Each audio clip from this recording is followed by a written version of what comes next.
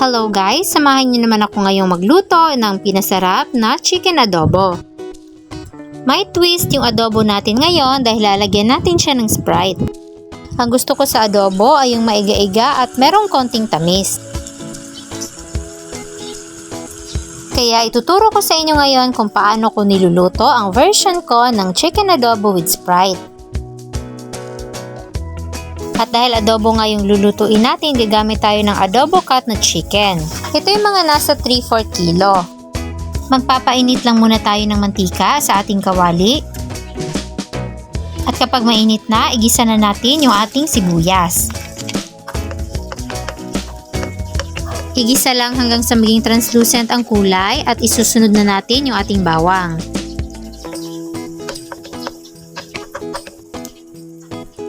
Then, i-add na natin yung ating adobo cut na manok.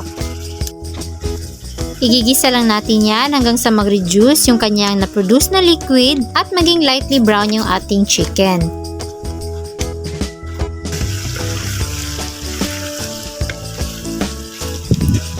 Kapag ganyang lightly brown na, maaari na tayong maglagay ng 1/3 cup ng toyo, 1/4 cup ng suka, dahon ng laurel, at cracked na peppercorns or paminta. At dahil nga naglagay tayo ng suka, wag muna natin itong hahaluin, hayaan lang natin mag-simmer sa loob ng 2 minutes. After nyan, pwede na nating i-mix para mag-incorporate na yung ating mga pampalasa at yung ating manok.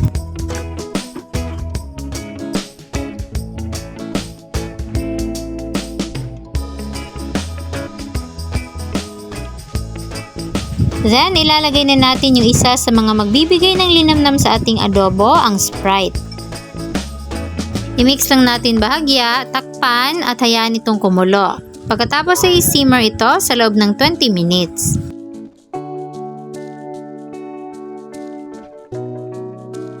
After 20 minutes ay haluin na yung ating adobo at hayaan lang itong mag-simmer ng walang takip hanggang sa mag-reduce na yung kanyang sabaw.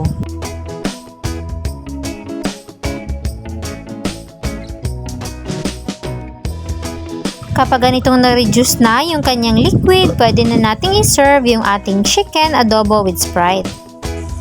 Ang gusto ko talaga dito sa adobo ay hindi complicated yung kanyang mga ingredients. Basta't meron ka lang toyo at suka sa inyong kusina at samahan mo pa ng Sprite at solve na ang inyong pangulam. Siguraduhin nyo lang din na magsaing kayo ng maraming kanin dahil kailangan nyo talaga ng pangmalakasang extra rice sa ating dish.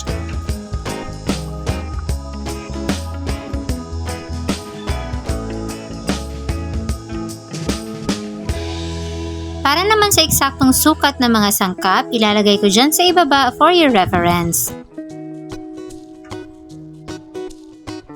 Sana ay nagustuhan nyo ang ating napakasarap na recipe for today. Enjoy and happy eating!